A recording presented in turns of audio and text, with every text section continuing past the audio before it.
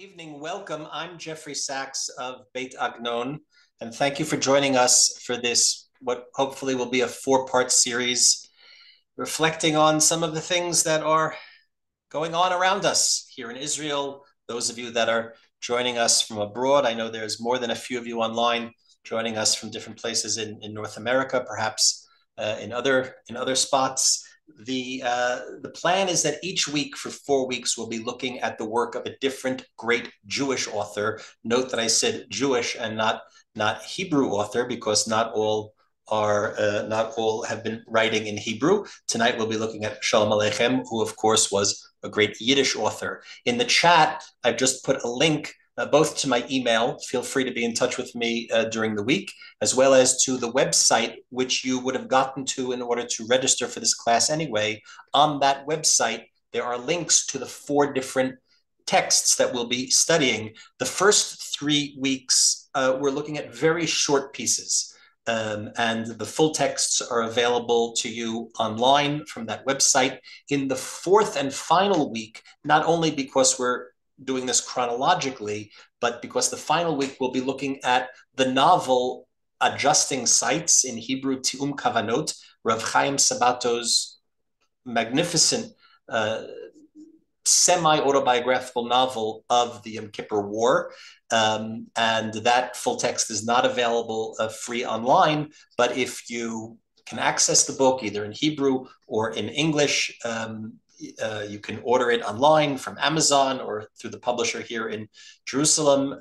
You should have time over the next 4 weeks to read it in advance of that session, if you so desire. Of course, there's no homework, so if you want to just join us for the lectures, that is fine. But if you do want to read ahead, or if you want to read the texts afterwards, feel free to access them. We cannot sit to study Hebrew literature, Jewish literature, Agnon tonight, without marking the passing this morning of Professor Avram Holtz, Zecher Livracha, of the Jewish Theological Seminary. Avram was one of the monumental figures in the study and research of Jewish literature, and particularly Agnon. His commentary to Agnon's Hachnasat Kala, his fully annotated commentary to Hachnasat Kala, is a masterpiece. There's no other way to say it.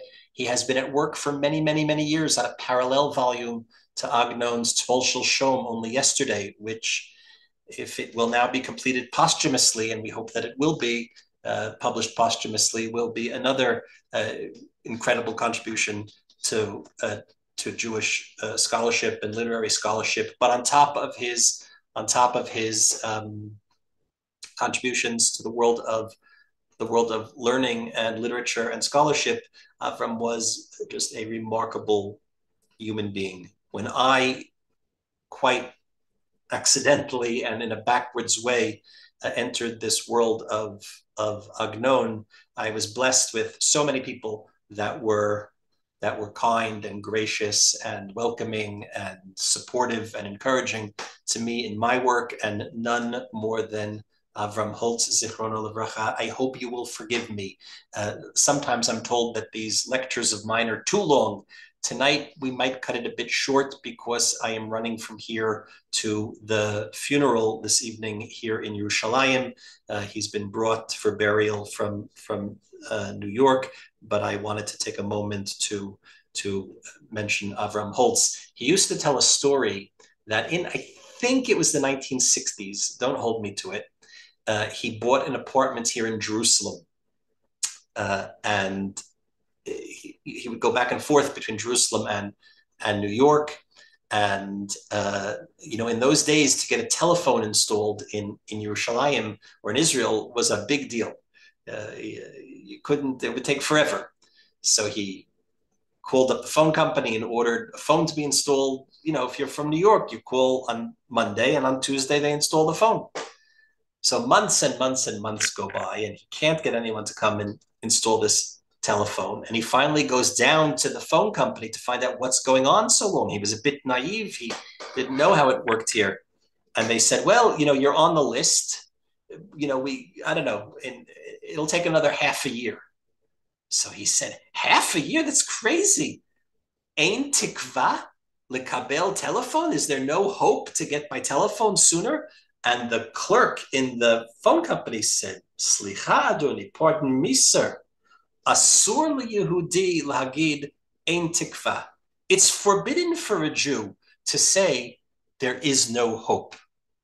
Tikva, hope, is the only thing that Jews sometimes have. Aval ein efsharut.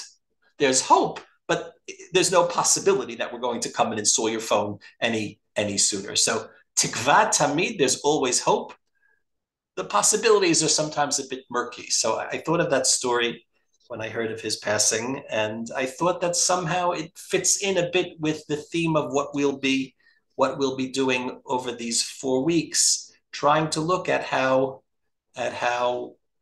Jewish literature has responded to calamity over the last 120 years or so.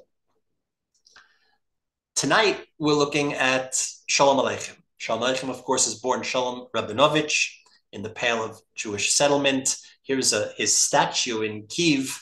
A number of us were together there a few years ago when we visited Ukraine, someplace we'd like to go back to on another trip, but it doesn't look like that's happening anytime soon. I see, I think Myrna's online with us, and Marcia, and some other people that were with us, if my memory's not failing me, when we were in, Jay, when we were in Gitti, of course, when we were in Ukraine in, I guess that was 2019, before COVID, before the war, before everything else. So Sholem Aleichem is, celebrated the world over as a great author, as a great Yiddish author. Of course, we all know Sholem Aleichem because we know Fiddler on the Roof.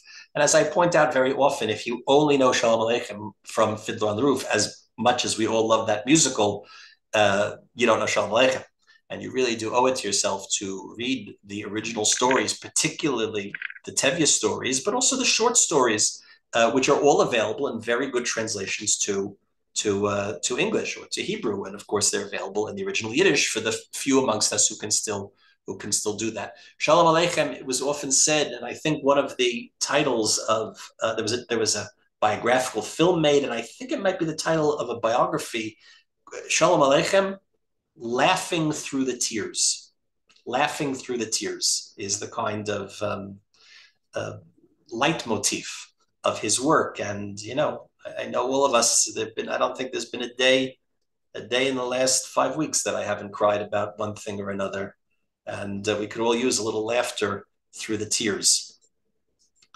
In the days after Simchat Torah, in those first most awful days, you really do understand what it means, the fog of war. One day I went into shul and I photographed what you're looking at now, this pile of Simchat Torah flags that had been given out. They were still bundled together in the rubber bands. Somebody had brought them to distribute to the children in shul. And of course, because at least for us, we came to shul on Simchat Torah morning, and before we were halfway through Shachrit, before we got to taking out the Torah scrolls, the sirens had started and everybody dispersed, and then that was the end of that. We didn't have a kafot, and these flags sat there unused. And I snapped the picture and I remembered the apocryphal story. Now I'm going to tell the story as if it's real, but I add a footnote here to let you know that I'm fully aware that the story is merely apocryphal, but it doesn't matter, because once we're in the world of Agnon and in the world of Sholem Aleichem, the story is more important than the reality. What the story says is truer than any true story. The story goes like this. Ernest Hemingway, the great author, who was known for his minimalism, and a group of other literati are sitting around, a round table in the Algonquin Club, drinking copious amounts of martinis, no doubt. And commenting on Hemingway's minimalist style, where less is more, there was a wager made about who could write the shortest novel. Now, meaning a novel has to be a literary work which is so profound that it gets at something in the human experience. It's not just a function of word count, it's a function of depth. And Hemingway says, I can write a novel in 6 words. He takes a back of a napkin or something and he writes, for sale, baby shoes, never worn. And he wins the bet. For sale, baby shoes, never worn. We don't know what happened to the baby. We don't know why the shoes weren't worn. But we know enough to know in those 6 words is the complexity and the profundity and the tragedy of human experience. And I saw these flags sitting on the shelf in shul, and I thought to myself, for sale, Simchas Torah flags, never used. And that's what made me remember the story that we'll be looking at tonight. The next 3 weeks, we'll be looking at works that deal much more directly with trauma and tragedy on a national scale. We'll be looking at Chaim Nachman Bialik's epic poem, Be'ir HaHarega, in the City of Slaughter, written 120 years ago after the Kishinev pogrom. We'll be looking at Agnon's, not a story, it's not a work of fiction, it was a prayer that Agnon wrote, the Kaddish for those that fall in the defense of the land of Israel. And finally, we'll be looking at Sabato's novel of the Yom Kippur War, which, we thought we would talk about the Yom Kippur War 50 years later, ancient history, and, it returns to us with unwelcome relevance in our current moment. But Shalom Aleichem, the story we'll do tonight, I wanted to ease into what we're doing. The story itself could be read and learned and studied as a humorous offering. It doesn't directly relate to our current moment and current events. But insofar as it deals with a childhood trauma on Simchat Torah and what the meaning of trauma is for the individual, for the child, and since tragically, so many of the hostages are little children, including what seems to be, by all reports, a newborn baby. I thought we would turn our attention to this, and I don't know if we have to put too fine a point on it. If you have insights to how it speaks to our current moment, I'd be happy to hear what you have to say, and you can contact me at the link, and I'll put it again here in the chat for the benefit of people who may logged in a little bit late. Shalom Aleichem. Shalom Aleichem. Shalom Aleichem. Of course, one of the greatest Jewish authors, the greatest Yiddish author. Part of his achievement was advancing Yiddish literature to a new stage.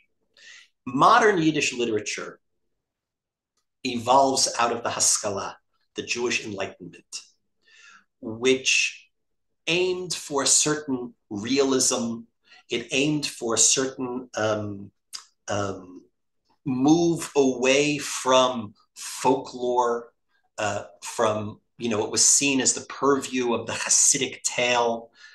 In much of Yiddish literature, Hasidim and the righteous appear only as a subject of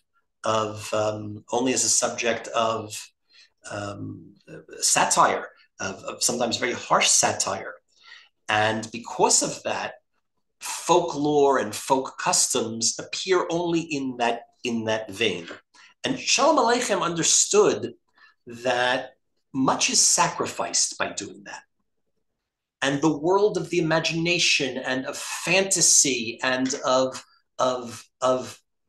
magical realism and the supernatural it's a shame to abandon all of that.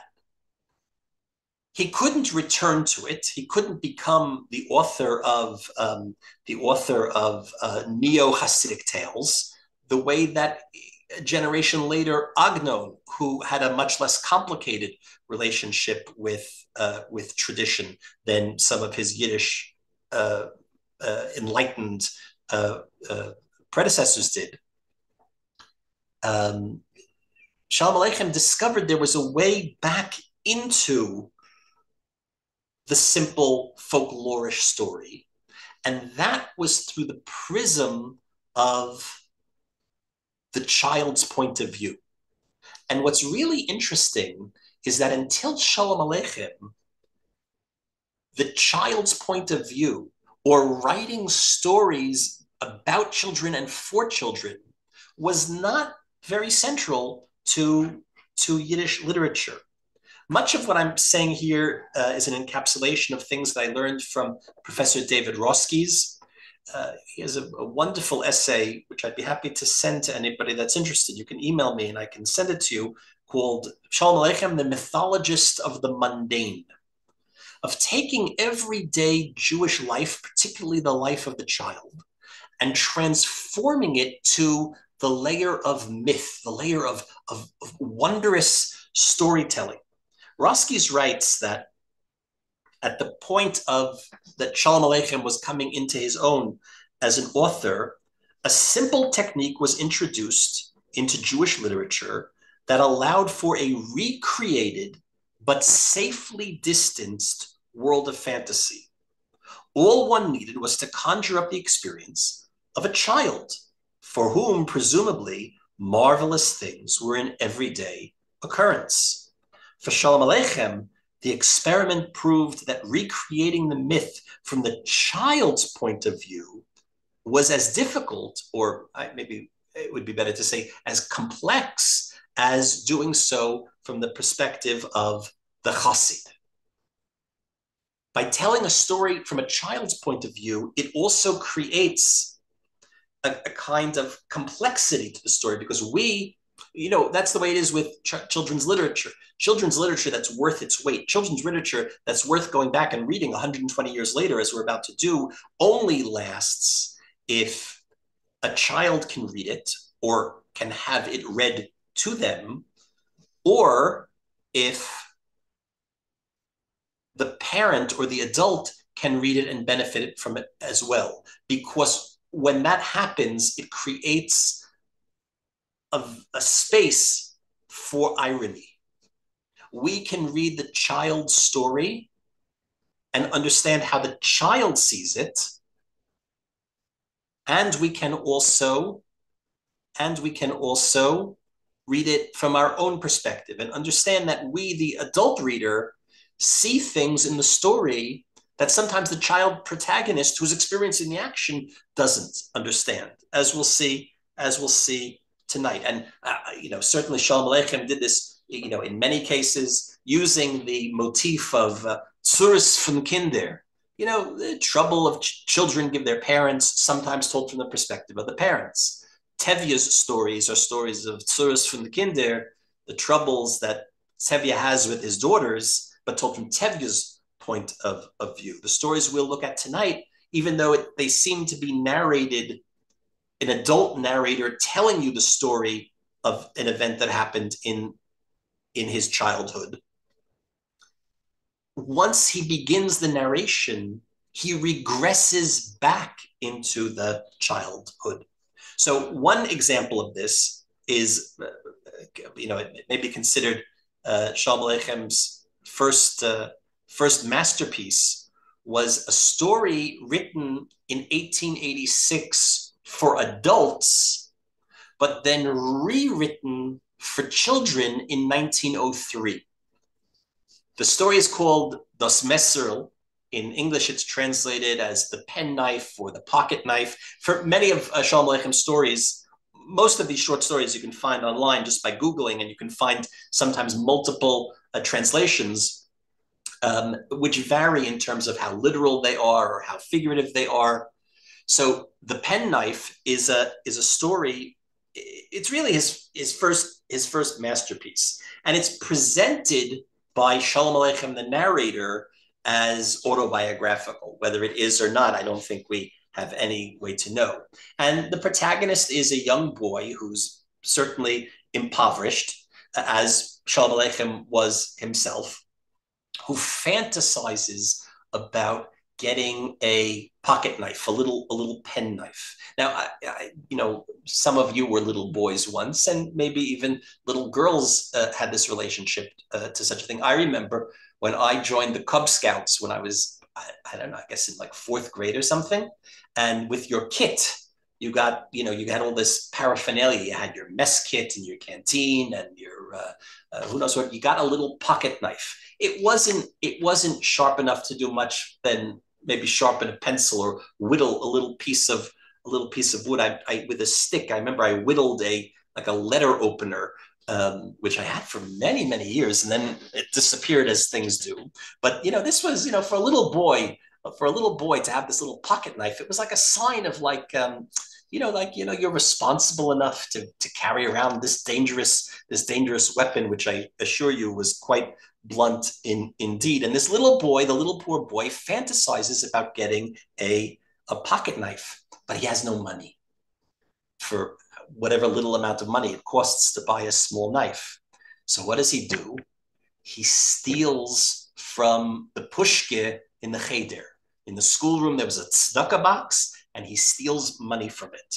But when the Rebbe discovers that the money has been stolen, another boy, even poorer still than our protagonist, is falsely accused, tried, and convicted for stealing the money from the pushke. This other boy, who we, the reader, and the narrator are the only ones who know that this other boy is innocent. This boy is beaten mercilessly, as was the practice in the good old days in the cheder. And the narrator is torn apart inside, because the narrator knows he can spare this other boy from his beatings if only he fesses up, but he sees with his own eyes what his punishment would be. And his punishment would be even worse, because he would be beaten for stealing, and he would be beaten for lying, and he would be beaten for allowing the innocent to be punished in his stead. So he suppresses the truth, but then falls into whether it's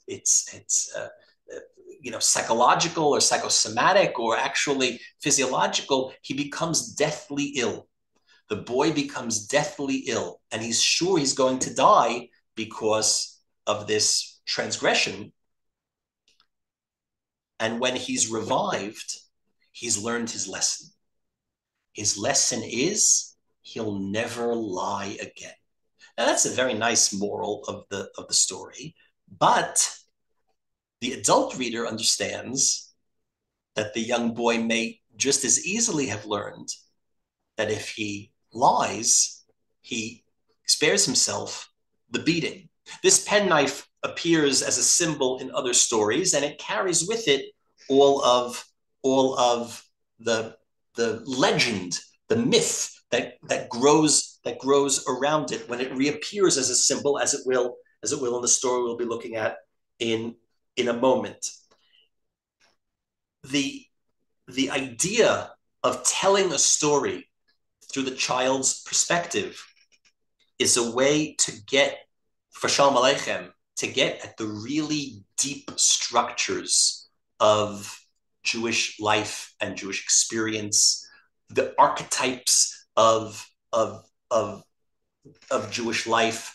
So many of his stories, these short stories of children, are told around the cycle of the holidays, as the Simchat Torah story we'll see in a moment does. And for many of Sholem Aleichem's readers who had distanced themselves from the tradition and from religious observance, reading Sholem Aleichem's stories become a kind of ersatz religious experience, or replacement religious experience. If we're not going to go to the synagogue and dance on Simchas Torah, but we will sit around the table and read a Sholem Aleichem story about that experience that we remember from our youth, or that we know that our parents or our grandparents would have participated in. So the myth itself, by myth, I'm using the word myth here in terms of like developing this whole folkloric legendarium of storytelling, that itself becomes a way to engage with Jewish experience and with Jewish fate, which is inescapable. Because even if you move away from the tradition, the Jewish fate does not move away from you, a point about which we might say some things relevant to our current moment, but I'm not going to get too political tonight. But insofar as this relates to suffering, here as told through the experience of one little Yingle, one little Jewish boy, it can be extrapolated to the experience of suffering of the nation as a whole.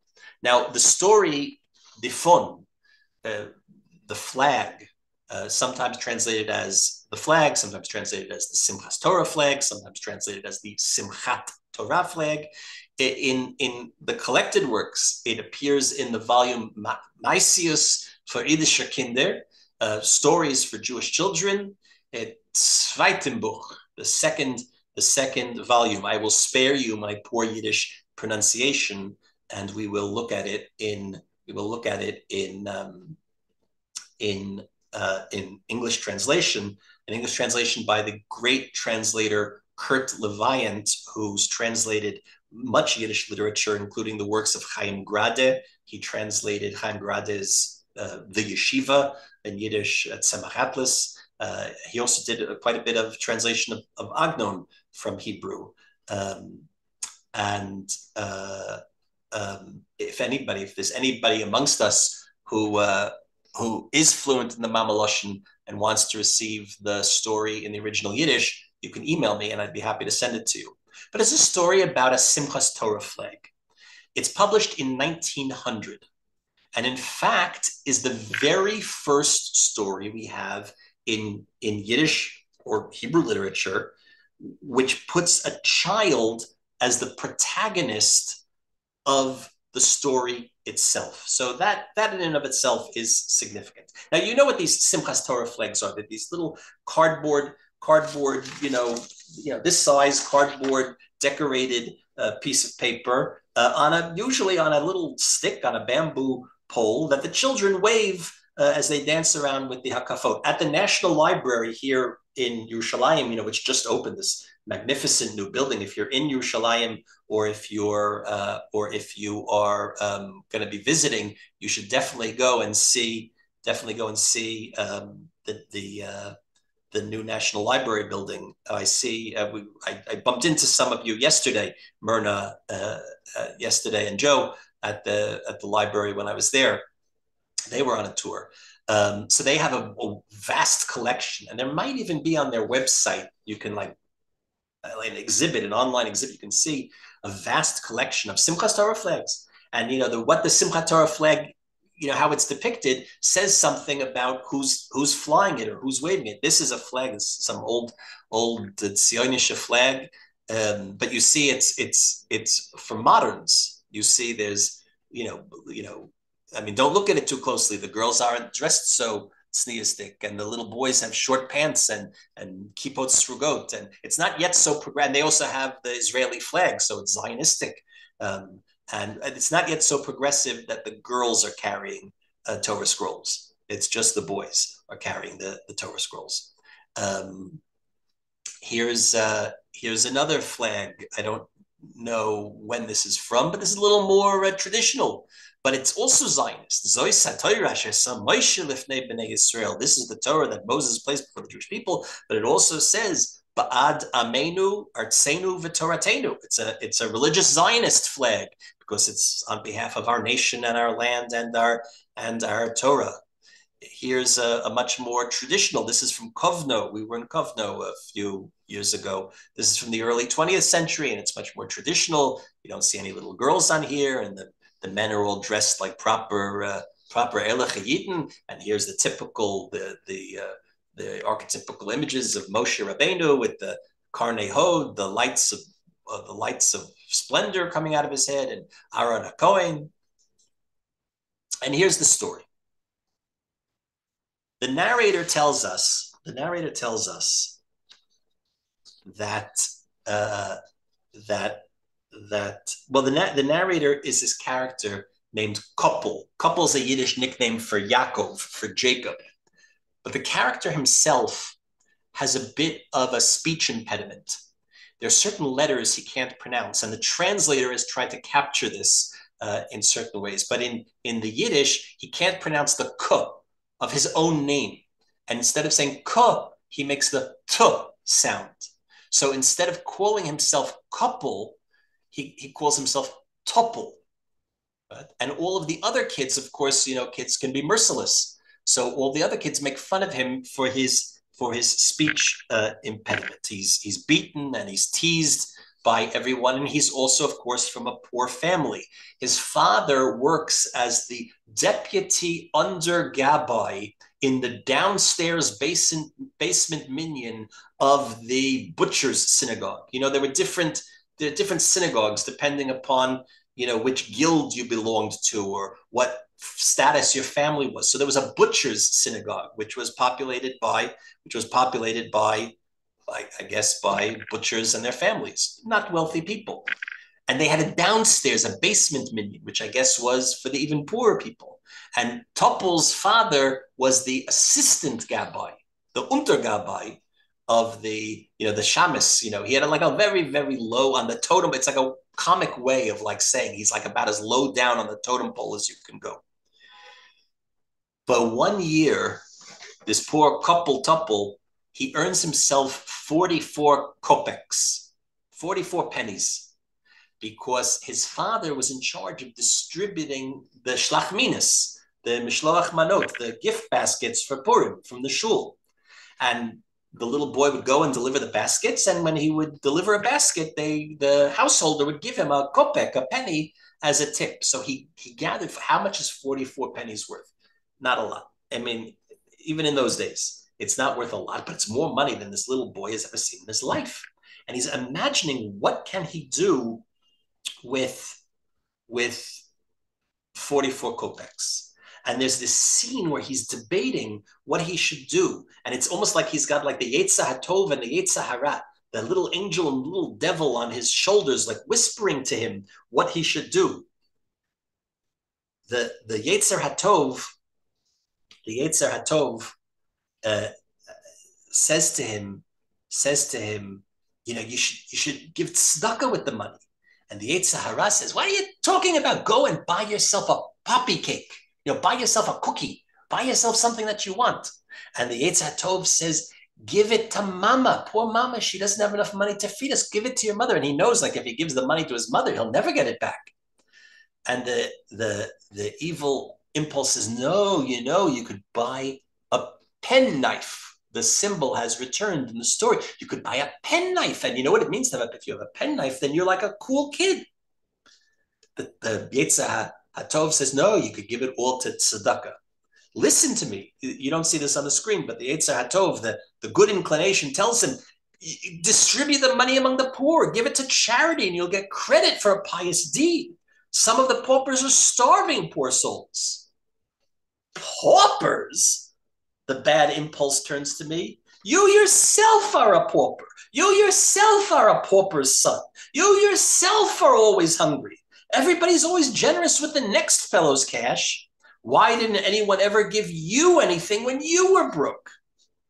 Well, there's a bully in school. And the bully, of course, gets to be the bully because he's the son of a rich man. Now, in so many of these stories, the social class divide says everything.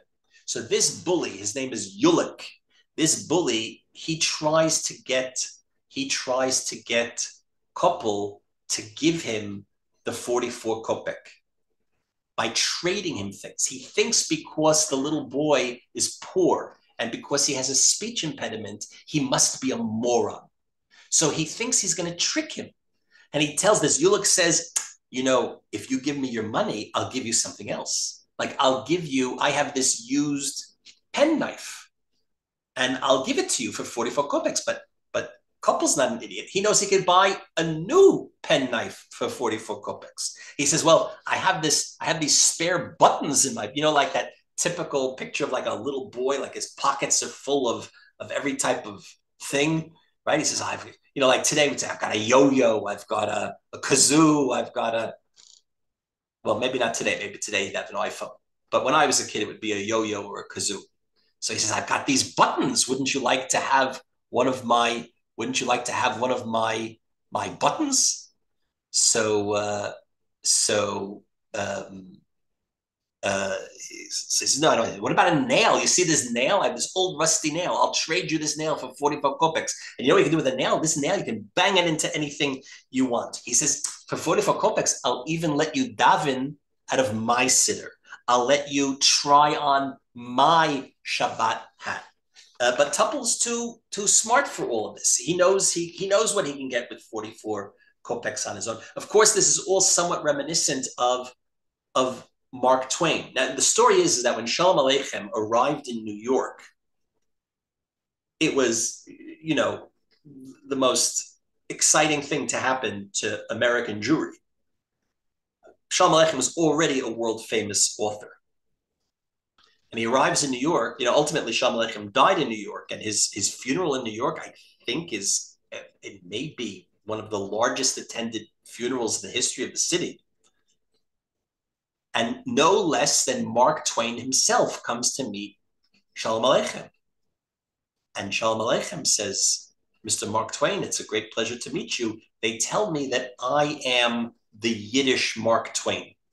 And Mark Twain says, that's interesting. They tell me that I'm the American Sholem Aleichem. Twain could not yet have read Sholem Aleichem, who I don't think had yet been translated to English at that point. But you remember the scene in Tom Sawyer. Tom Sawyer was a bit of a sophisticated kid. He's tasked with whitewashing this fence. That's like his summer chore. There's this long fence. It stretches on forever. It's the little boy's perspective. It's as wide as the whole continent of Africa. And his job is to whitewash the fence. But he convinces the other neighborhood boys that not only should they do it for him, because it's not every day you get to whitewash a flag, you get to whitewash a fence. But he tells them, other kids are prepared to pay me a nickel for the privilege of whitewashing the fence. I'll let you do it for only 3 pennies. So a little bit we see this overlap in what's going on. But Koppel has his mind set on something else. He wants to buy a flag for Simchat Torah. Because on Simchat Torah, you go to shul, and during that kafod, all the kids run around with one of these flags in hand. And if you don't have one, you're not quite as good as the other boys. In those days, owning a flag for Simchat Torah, I mean a flag in the full sense of the word, a lit candle in an apple, and the apple on the flag was such bliss, such joy. I hardly dared dream about it. There were other treats aplenty to dream about. Why, there were some boys in school who had money for penknives, purses, and little canes. There were those who ate candy and cracked nuts every single day, not to mention bagels and pancakes. My goodness, there were even those who ate white loaf not only on Shabbos, they ate challah not just only on Shabbos, but also on weekdays. Well, what luck. Oh, children, I've never, ever tasted white loaf on weekdays. I was happy if I had my fill of black bread, for we were, God spare you such a bitter lot, a bunch of impoverished paupers, despite the fact that everyone in the family worked his fingers to the bone. On the night of Shmini Atzeres, on the night of Simchat Torah, I attached the flag to the top of the stick, stuck a red apple in the tip, put a lit candle on top of the apple, and then set out for the synagogue for the Torah circuits, for the Hakafos. I was in high spirits, feeling like a happy prince, an incomparable child of royalty. I imagined that I was already in the synagogue, sitting next to the eastern wall with all the rich children. Of course, this reminds you of what? If I were rich, I'd have the time that I lack to sit in the synagogue and pray, and maybe have a seat by the eastern wall. That's Tevye's dream. What does it mean to be rich? Rich means you get to sit on the Mizrach Vant, on the eastern wall. The poor people sit in the back, right? And the rich people get to sit in the front of the synagogue. So the aspiration for wealth is also tied up with spiritual aspirations. The poor person knows that, maybe not in the heavenly register, but as far as it goes down here on earth, if you're poor, you're second class. And only the rich holy rollers get to sit in the front, meaning the prayers of the wealthy are more elated, are more elevated, are more worthwhile. Right? So he imagines what it would be that if he could sit with the rich children. The lights were kindled. My flag was the most beautiful. My apple redder than all the rest. My candle the biggest of all. So what has he done with his 44 pennies? He bought a piece of cardboard and a piece of bamboo, right? And that's enough to give the child the sense of worthiness, the sense of status. He's raised himself out of poverty, and not just financial poverty, but the spiritual poverty of being worth less. It's an extremely serious, subtle, but serious and nuanced critique of the class struggle. Now, this Simchat Torah flag, here's a picture of what it might have looked like. I don't remember, maybe some of you remember this. By the time I was a kid, they no longer let 5-year-olds run around with open fire in the middle of synagogue. But this was the custom.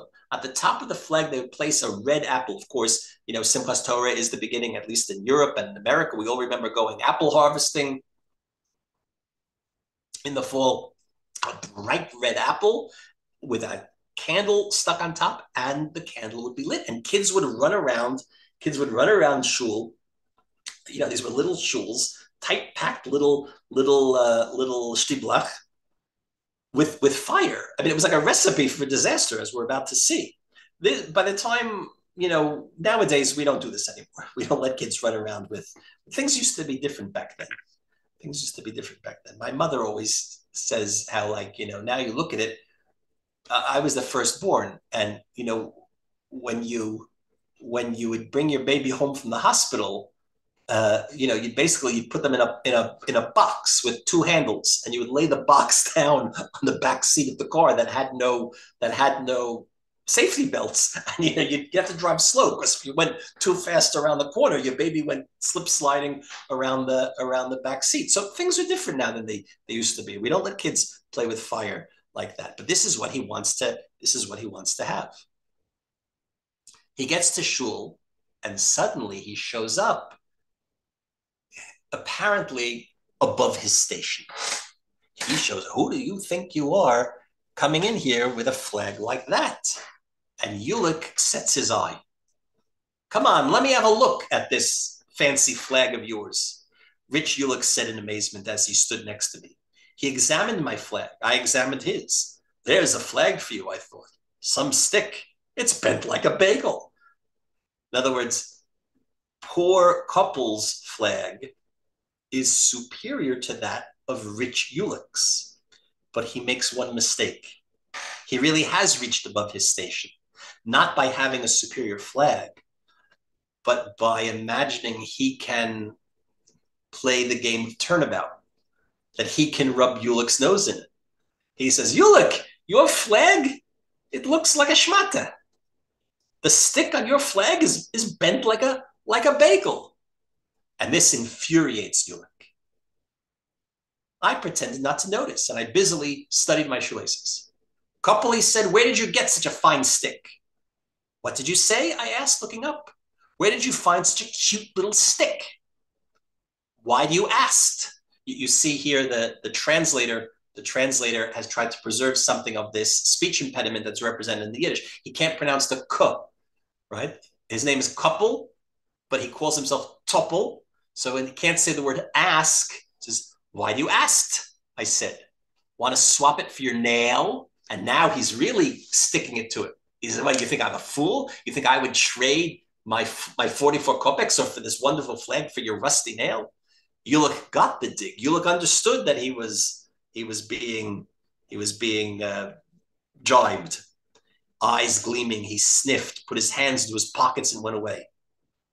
Now you have to be careful, when you're, you know, Jews didn't always have too many weapons in their arsenal, but we always were clever. And here the underdog is cleverer than the bully. The poor kid is cleverer than the rich kid, but you have to be careful. I've sometimes told the story in the past. Some of you may have heard this. When I was a kid, I was a pretty nerdy kid, a bookish kid. I wasn't athletic. I wasn't strong. And we were on the schoolyard. This must have been about fourth, fifth grade, same age as couple. And there was this one kid. He was a real bully. He was really a bully.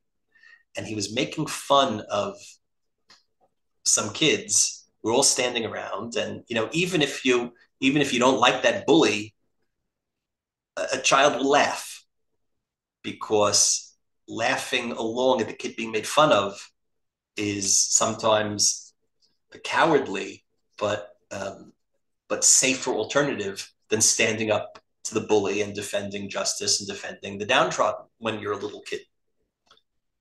But I was clever. I wasn't strong and I wasn't brave, but I was clever. And for the life of me, I would give anything to remember what it was that I said. But I said something. Basically, I threw it back to the bully, and all the kids laughed at the bully. I had turned it back on the bully. But he had one thing that I didn't have. He wasn't as clever as me, but he was a real buryan. Like arms like Popeye. And he belted me right in the mouth. And I, like on the cartoons, like the stars started spinning around my head. Tweety Bird was up there, and I started crying. I said, I'm going to tell my mother. And I ran home and I told my mother. And my mother, now there'd be a lawsuit. But back then, parenting was different. My mother said, good, it'll teach you not to be such a smart aleck, which it did. So this is what's happening. This is what's happening in the story. Ulick got the dig, eyes gleaming. He sniffed, put his hands in his pockets and went away. I watched him, beaming with ever-increasing joy. He calls Nehemiah. Now, Nehemiah is another character. He's even worse than Ulick. He's lame, meaning he walks with a limp, right? He's also a poor boy, but he is on Ulick's payroll, as it were. As Ulick understands that he can, co-opt others to get to do his dirty work. He whispered something to him and winked in my direction. I noticed this, but pretended not to. A moment later, Nehemiah limped up to me, holding Ulick's flag with the bent stick, because Nehemiah didn't have a flag of his own. He was too poor. But he's borrowing Ulick's flag.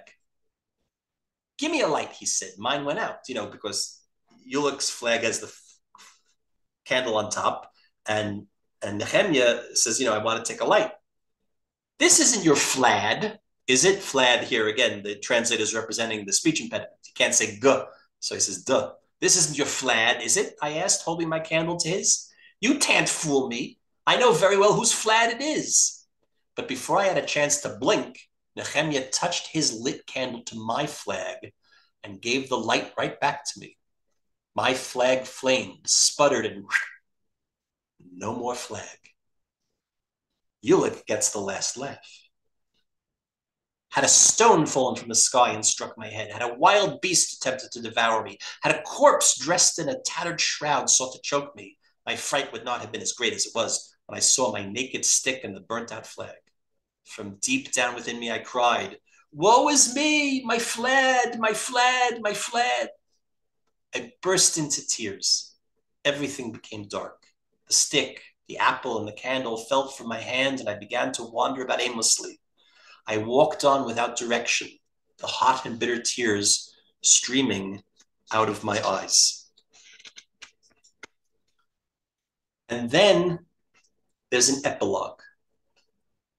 Because what happens, and I've skipped this, it's not on after Simchat Torah, like in the penknife, the boy becomes sick with sorrow.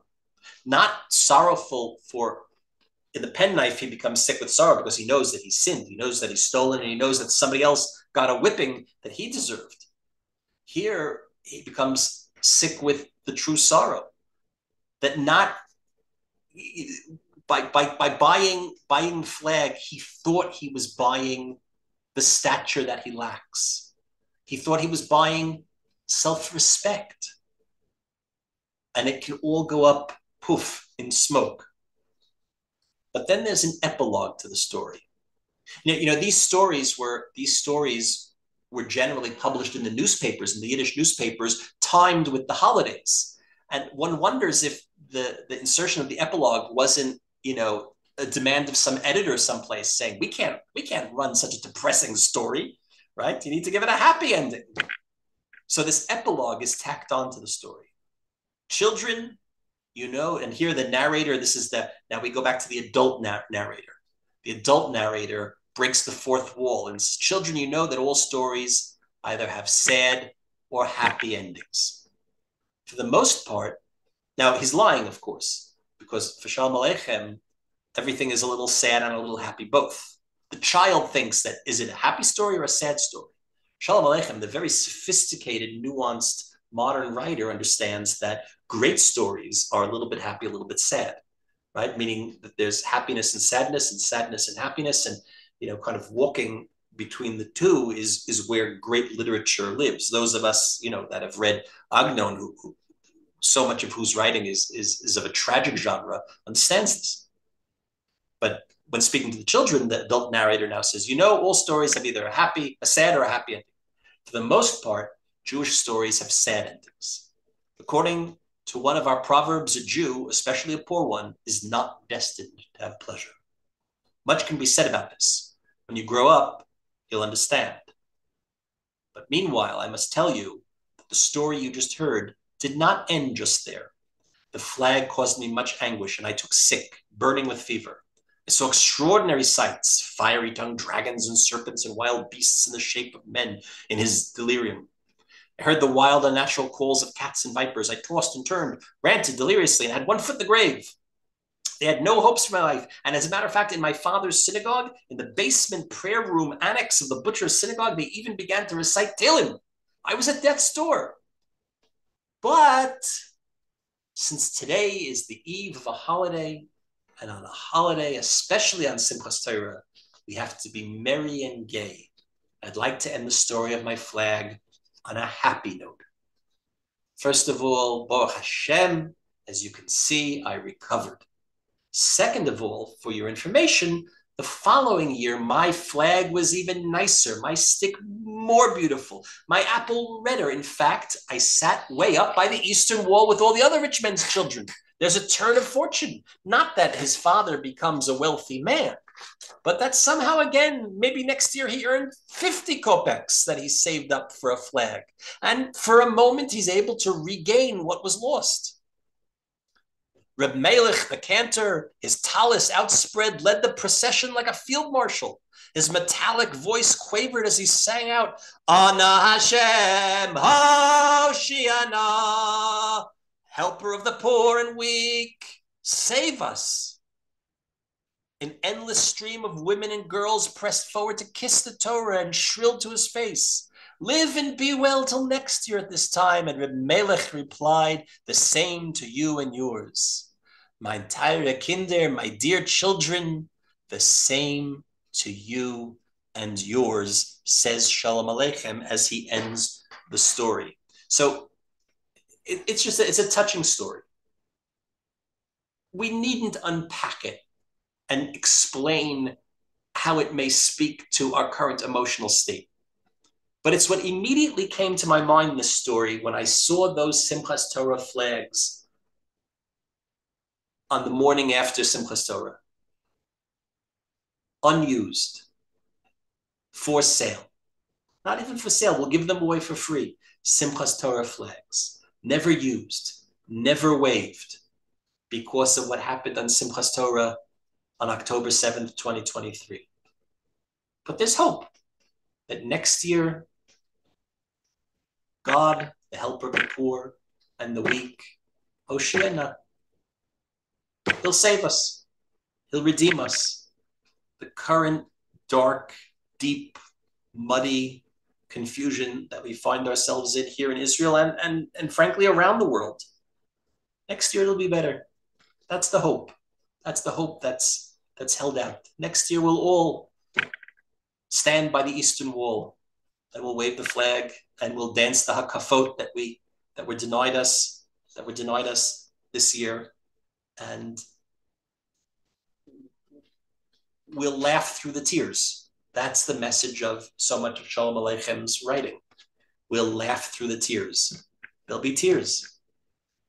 You know, there's no name yet for this war. We call it Charvot Barzel. That's just a kind of, the computer punches out names for, there's like a list, like they have a list of the names, alphabetical, the names of the hurricanes, that happen every year. And the first one is A and the second one B. So the Ministry of Defense has this list of generic names for military operations, right? In other words, during those 6 days, they didn't call it the 6-day war. They didn't even call it the Yom Kippur War, even though it broke out on Yom Kippur. I don't know what this war will be called, and people are already speculating. Only afterwards. Some say it'll be called the Simchat Torah War, Milchemet Simchat Torah, which of course parallels Milchemet Yom Kippurim. I hope not. I hope not. I hope that Simchat Torah, particularly for all the children, won't be something that will be forever associated first and foremost with the terrible trauma that we find ourselves in. There'll be another name. Someone will come up with something clever. But in the meantime, we have Sholem Aleichem's laughing through the tears. Next week, we'll move ahead to something a little heavier. In 1903, the Kishinev pogrom, you're welcome to visit Wikipedia if you want to fill yourself in a bit on what happened in 1903 in Kishinev, this terrible pogrom, which on the scale, of course, of what we experienced seems rather small, not that we measure one life against another. 49 Jews were killed and many, many hundreds were wounded and injured. And there was a lot of looting and rape and pillaging and Torah scrolls were burned. And we'll talk about it next week. But Bialik writes one of the masterpieces of modern Hebrew literature, a long poem called Be'ir HaHarigah, translated into English as In the City of Slaughter. If you're interested, you go to the website, you can read the poem in advance, or you might find it just as instructive to Google and read the Wikipedia article about the Kishinev pogrom before we meet next week. I would be very happy to hear from you in between. You can contact me at my email, which again is in the chat, and we will continue next week. We hope that we will hear only good news from everybody, and we hope that all of the captives will be returned, and all of our soldiers will be safe, and all of the sick and injured will be healed. Laila Tov.